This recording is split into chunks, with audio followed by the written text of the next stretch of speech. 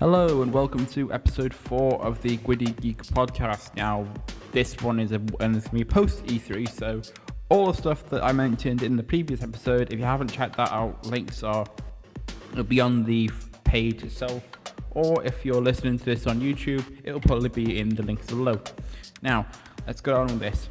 If you haven't already, I had an interview with a local gaming shop, Games and Gear in Llandudno. We talked about some stuff there and some stuff about their shop in general. And we spoke some E3 stuff, so they put their ideas on what they think was interesting and who won what and all that jazz. What I'm going to do here is give let's just say more detailed look on some of the games that I mentioned in last week's episode and give what I think. So here we go, we're going to go through the list. This one's going to be a little longer one than last time because the list is going to be including some stuff that I caught my attention and are just there. So let's go on with the first one. Attack on Titan. This one actually I like. The style of it looks just like the anime or the manga, whatever you want to read it.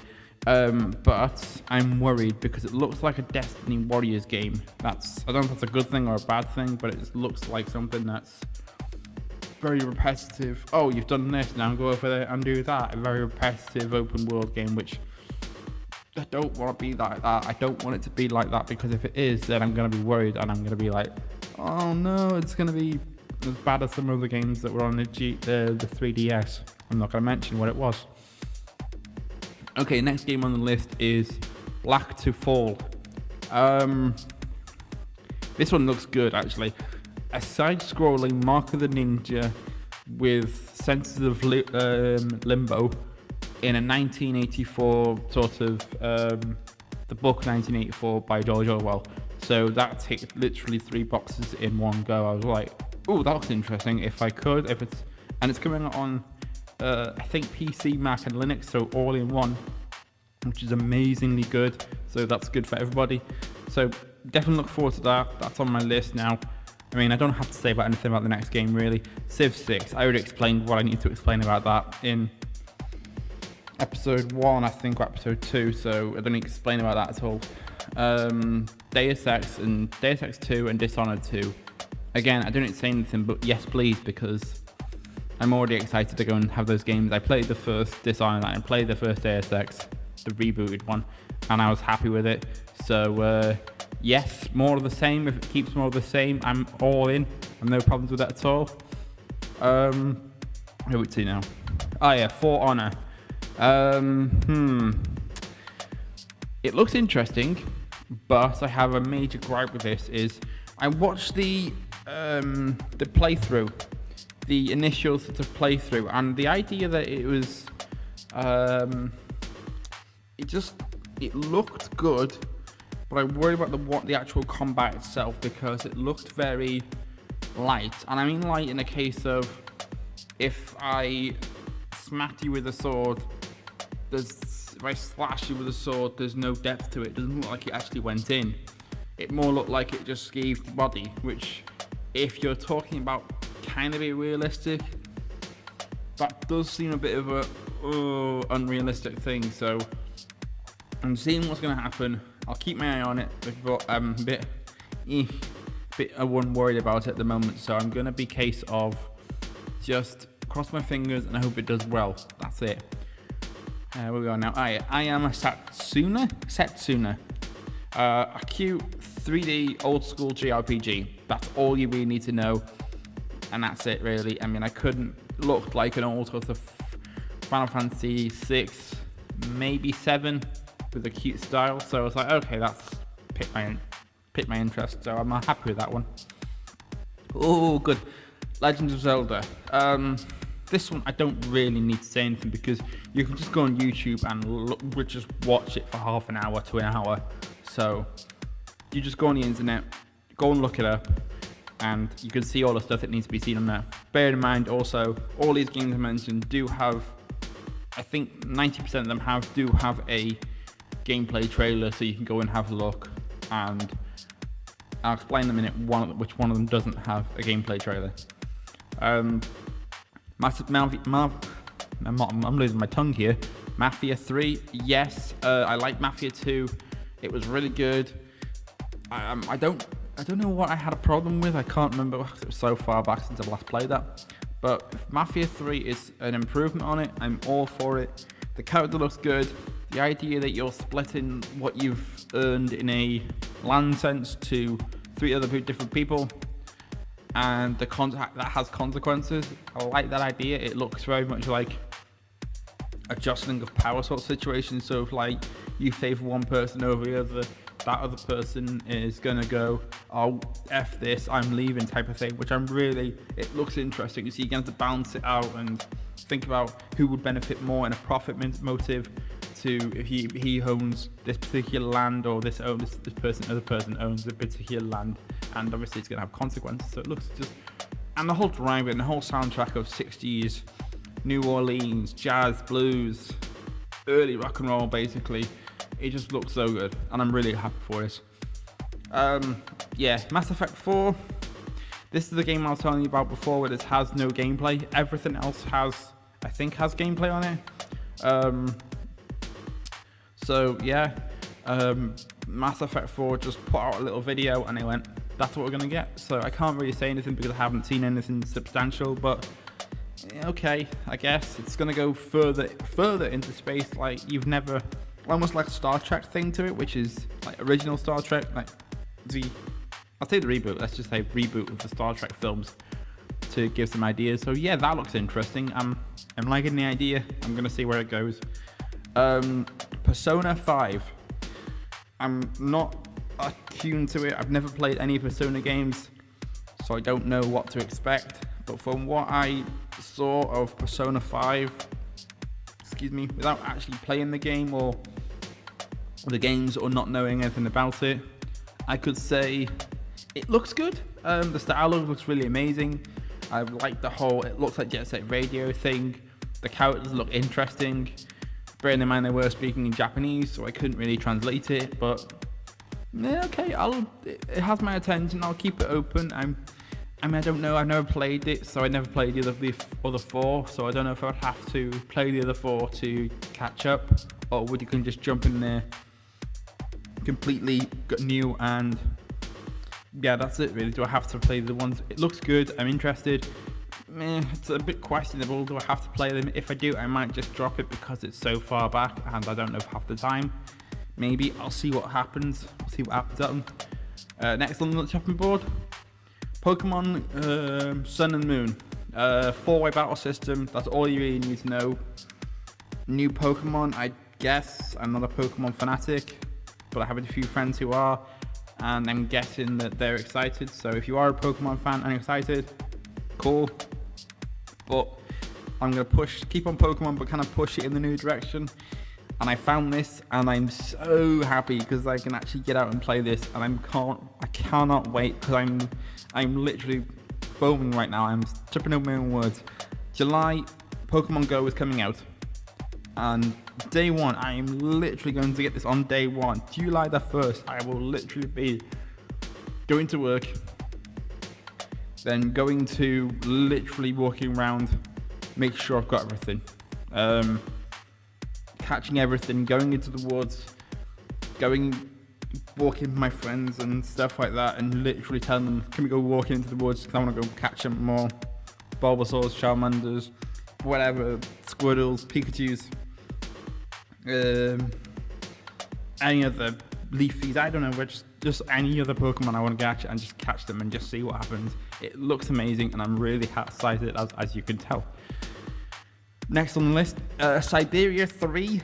I played the first 2 briefly, nothing substantial. I think I played them in uni passingly because I had nothing else to do. I liked them, all the point and click games. This one's coming into 3D, so I'm thinking something along the lines of a Lara Croft point and click game. It looks like that in a sense. Point and click game in 3D, circa Broken Sword 4, I think, something like that. I'm gonna see what happens with that one because I'm interested, but I need to see something substantial. Maybe if I get my hands on it before on the day it comes out, we'll see. If it comes out on Steam and I'll be like, yeah, okay, I'll give it a demo maybe and have a little twiddle at it and have a go. We'll see. It looks interesting though. Titanfall 2. Same thing, they just showed off the single player, just showed off the multiplayer. Single player looks interesting. It has that kind of mecha thing going on, that the mech is the person controls the mech and the mech kind of has that attachment to it. So it seems very interesting. Almost Transformers thing, we'll say. Transformers kind of level to it, so I'm interested, and I'm not screaming from the rooftops for it. It looks interesting and I'm happy because of it. Ghost Wildlands. Now, this one's going to be, has its perks and it has its downfalls. Its perks, it's a Ghost Wildlands set in an open world, like big open world. Now it looks good. The problems, it's an Ubisoft game, so I'm not putting the graphics on the high level as say once it was. Maybe they've learned the lesson and gone, we can't mess around with the staff, we can't mess around with the consumers, they're pretty clever. Bearing that in mind, the multiplayer, which is a co-op multiplayer thing, if you can get 4 friends together to work together on a target, we'll say, then great, it can work just like it will do in the video that they show off. If you're working with 4 strangers, unless you really got good communication skills and the strangers are not trolling you, then you're gonna have a problem, because it's gonna be a case of one person's gonna do this while the other person does that. So maybe it won't work, maybe it will work. It's personal preference, but from what I gather, it looks interesting, and I'm probably gonna see about it, see what it looks like, maybe play it if I can get something. Yeah, that's it really. Watch Dogs 2. Yes, I'm already sold. I was already sold way before the thing came out. I enjoyed the first one. It was a nice little go. Watch Dogs 2, if it improves on it and puts parkour in it and puts it in a more bright atmosphere and a much more fun type of vibe to it, then I'm all game, because it's like literally just, the first one was good, a little short, just a little bit short, a little bit of a, I can't remember my thing, like just something missing from it. I think it was that kind of dark anti-hero, he's going to save his daughter. Well, this is like, no, the government's fucking you over, being a bit of a political person and a bit of a nutcase. I do enjoy that, and that whole thing of somebody else coming up and hacking the government or something. It piqued my interest, and this I'm all for. So if the game was good, it doesn't point, it doesn't like give you lower graphics than what we've planned, then I think it'd be okay. Last on the list before we go to the second half of this, which is Yakuza 0, which I was like, meh.